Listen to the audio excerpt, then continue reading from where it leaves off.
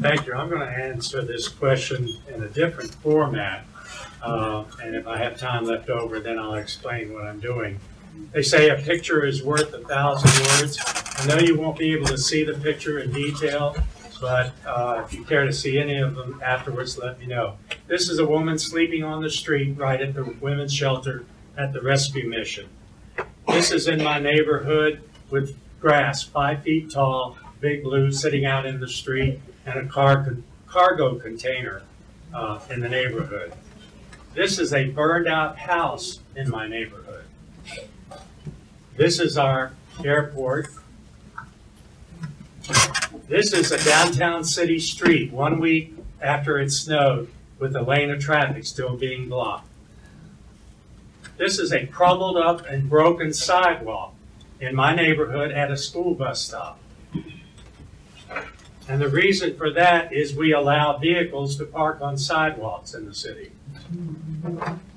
Here is another snow picture, sidewalks that are not shoveled, which prevents people from walking on them and forcing you to go out in the street.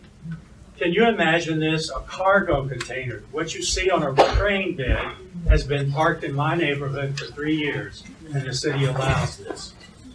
The Roanoke Times, Roanoke City Council approves a tax increase.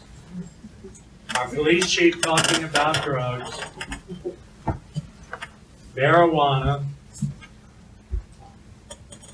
a trailer parked in a handicapped zone, a man sleeping on the sidewalk across from the men's shelter of the rescue mission, a child on a moped, and we have children this young and that age driving mopeds around the city of Roanoke.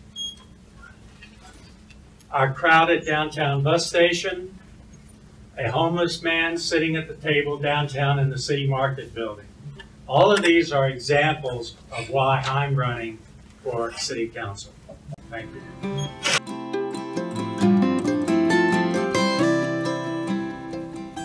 Well, with the recent development of the Korean Research Hub that is going to bring thousands of people into the city. And if you picture a wheel, and that is going to be the research hub, then picture spokes going out from that hub. There is our potential for various small businesses for the city administration and economic development to work on, to bring even smaller businesses related to the research and development into the city of Roanoke. I mean, that wheel and those spokes can keep going out to attract these businesses to the city of Roanoke. And that is something that if I was on council, I would work to do. Thank you. Well, certainly not a question I was expecting. I had a great one for the other question. All prepared for that one. I hear a lot about SOLs. I'm not sure if I'll be able to answer this adequately. I hear that SOLs, that there is too much emphasis on it, and I tend to believe that that is a problem. I'm going to say that having been through this process many times in my life, running for council, that when you're not sure of a question, and if, more importantly, if you're not sure of the facts and the way and the right way to answer it, it's best to skip over it and let me give you an answer at a later point of time. And that's what I'm going to do on this question.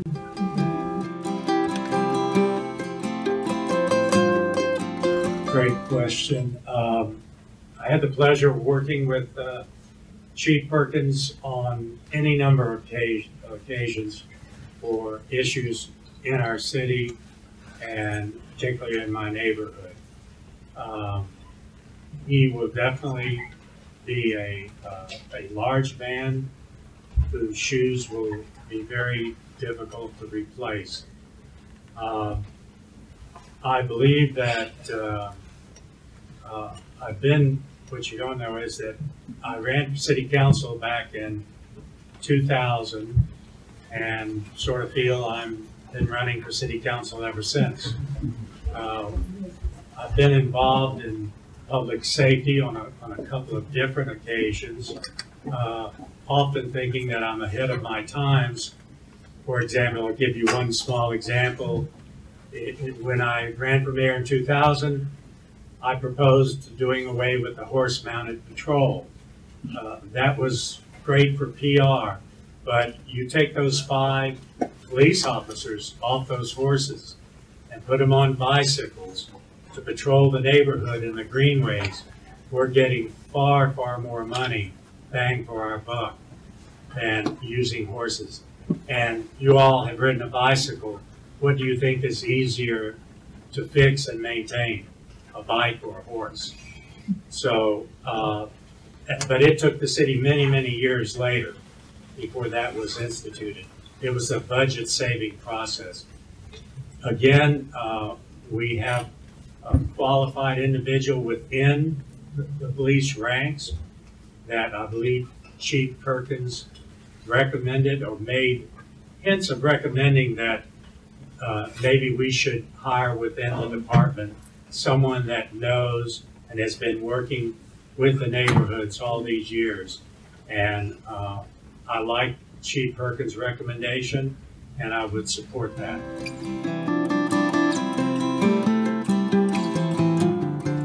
In southeast Roanoke, where I live, and I've lived for 10 years, housing is a major problem in many different ways. We have a great housing stock available, but at the same time, we have a lot too many rental properties that need to be addressed. And the only way that we can do this is strict code enforcement. And that involves some of the pictures that I highlighted to you before. Was the last part of the question having to do with the homeless on this one? Well, the problem is we need to revamp our code department, our inspection department. I've been saying this at most of these candidate forums. The violations are there where I pointed out the tall grass, parking on sidewalks, those kind of little issues. There's no money involved in correcting them. It's just simply the city enforcing the laws and the codes that are on the book. Why this isn't being done, I don't know. You should ask Mr. Lee and Ms. Price, who have been on council for a while, that what applies to downtown Roanoke simply doesn't apply to our neighborhoods. And we need to work improving our homes in Southeast for all the new jobs that Carilion is bringing. Carilion is at the front door of Southeast. And with 1,000+ people coming into the city for new jobs, we hope to be able to attract them to our neighborhood. But we can't do it without the help for the city to enforce the laws and the codes that are on the book to make our homes and our neighborhood more attractive for all.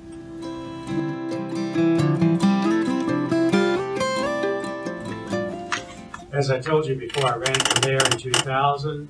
That certainly started my qualifications as to why I should be on city council. When you leave the room today, I ask you to look at my billboard that I have some newspaper clippings on that promotes skateboarding and the X Games and gravity sports, which I attempted to bring to Roanoke back then. I have a laundry list of qualifications.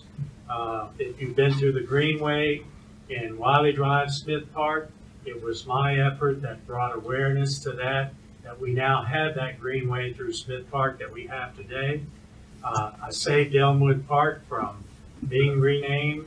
I got sidewalks and gutters put in my neighborhood. I attended the graduate of the city's leadership program. I served on the city's finance budget committee, working on the $280 million budget. I served on the Alexandria Fair Housing Board, founder and president of the American Spasmodic Torticollis Association, which is a neurological movement disorder that I am afflicted with. I was a member of the World Airline Historical Society. I've served on the Democratic Committee chair person. I'm a member of Calvary Baptist Church, the National Railway Historical Society, the Virginia Museum of Transportation, the Taubman Museum of Art, members who worked with Angels of the CCs, vice president of the Southeast Action Forum, member of the Belmont Neighborhood Association, member of the Starview Heights Neighborhood Watch, president of the Southeast Action Forum, and I could go on, and I know that's just be very boring for you. I thank you for your time and attention. I ask you to look at the chart outside. What we're doing, we're applying for a job. This is my resume that qualifies me to serve on city council. I hope you'll pick one up and take it home and give it to your parents. Thank you very much.